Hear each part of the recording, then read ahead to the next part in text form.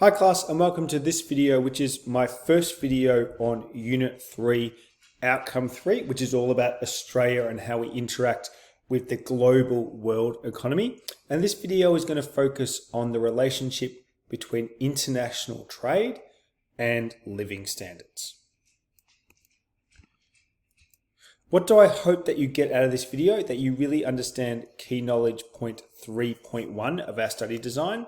And this is where we understand there is a relationship between trade and our living standards. And this includes lower prices for consumers. So we're going to be thinking about the benefit of international trade to inflation, greater choice for consumers, and the ability of businesses to achieve economies of scale and access resources easier. So we're going to look at quite a lot, but I'm hoping it's going to be quite a short-ish video. Why is international trade so important to Australia, and what is international trade? International trade is when one country trades goods or services, so sells or buys goods or services with another international country. Now, this is so important to Australia because we are actually, in reality, a relatively small country. But while we're small, we have lots of resources. So hence we are a small country, but have a lot to sell. So we depend in many ways on the world economy and the interactions with other economies to be prosperous and to meet our economic goals. It's important to understand that international trade can be mutually beneficial to both countries, and it can improve the material and non-material living standards of both, because we are trading benefit, being able to gain things that we might not have been able to by ourselves.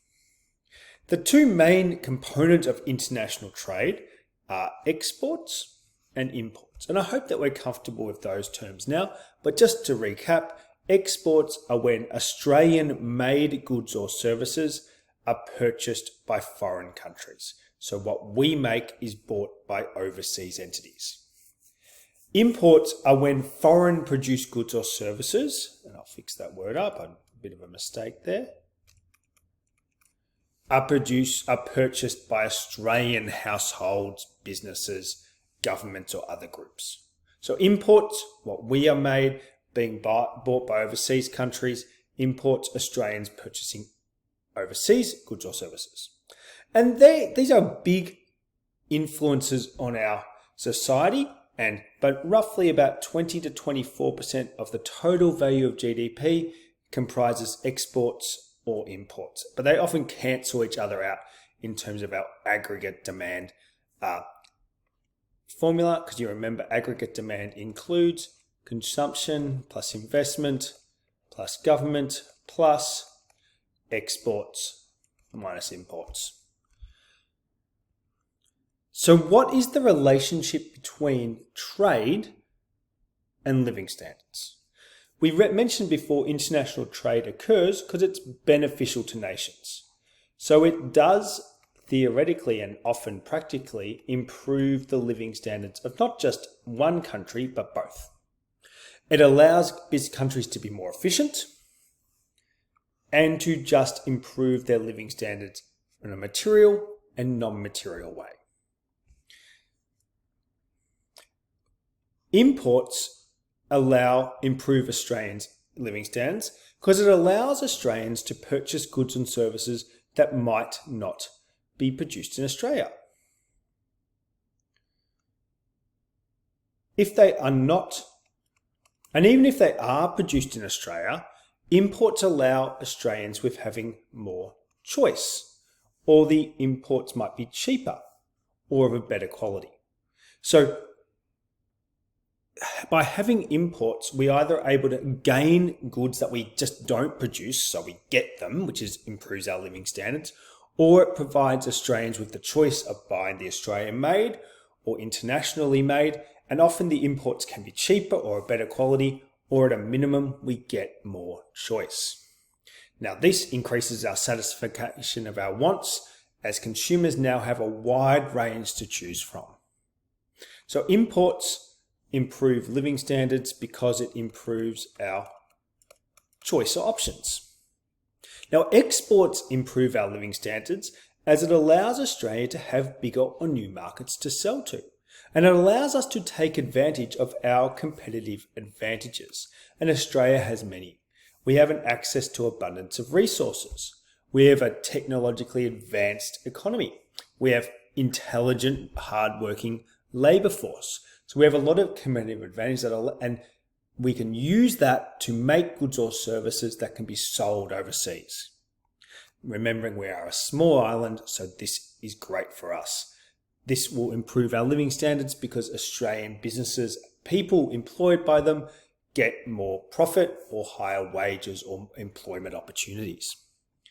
Now, the exports also allow Australia to take advantage of economies of scale.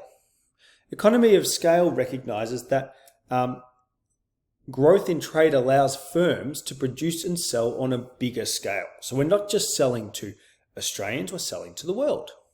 So that allows us to make more of a certain good that we have a competitive advantage of, and this allows us to reduce our fixed production costs.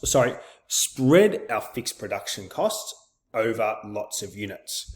This allows us to produce our goods at a lower price because the things that we must pay for, things like advertising, product design, tools, equipment, can be spread over a larger amount of production.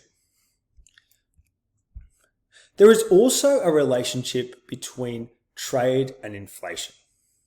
And we know that there are many reasons that say trade reduces lower inflation, and lower inflation is going to increase the purchasing power of individuals and therefore increase our living standards.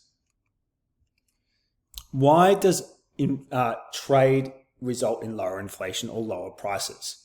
It allows businesses to access cheaper suppliers because they have more options. Free trade allows domestic households and firms to purchase imports from the cheapest suppliers globally. And this has boosted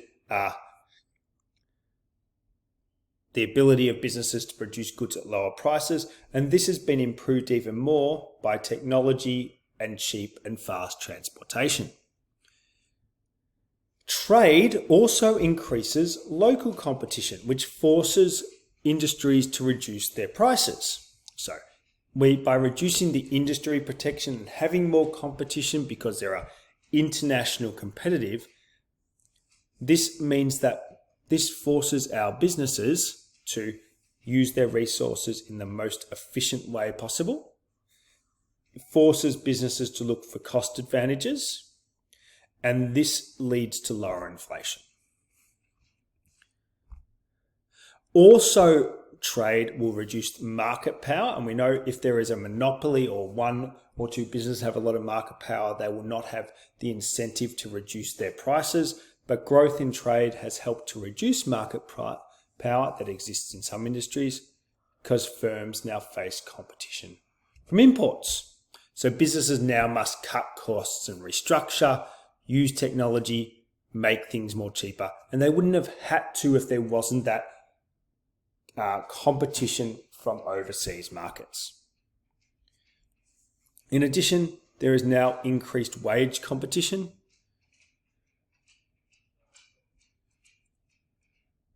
Because, and this might feel a little bit negative, but it does reduce inflation, because businesses can now globally look for their labor, they can now sometimes go to low wage countries. And this has helped to slow the growth of wage costs around the world because businesses can now look at the labor and go, it's too expensive in my country, I'll now go somewhere else. So there is less ability for the labor resources in a certain country to demand higher wages. And we know the wage price spiral can lead to inflation. So while that might feel negative, it does result in lower inflation. Now, I hope that this has helped your understanding. It's our first video of international trade and how Australia interacts with the world economy. In short, international trade is when countries trade between each other, largely through imports and exports. And generally, this is seen as a positive because it can increase our living standards through a number of ways, such as choice, reduced inflation, and allows business to be more profitable through economies of scales and being able to exploit competitive advantages in a worldwide market.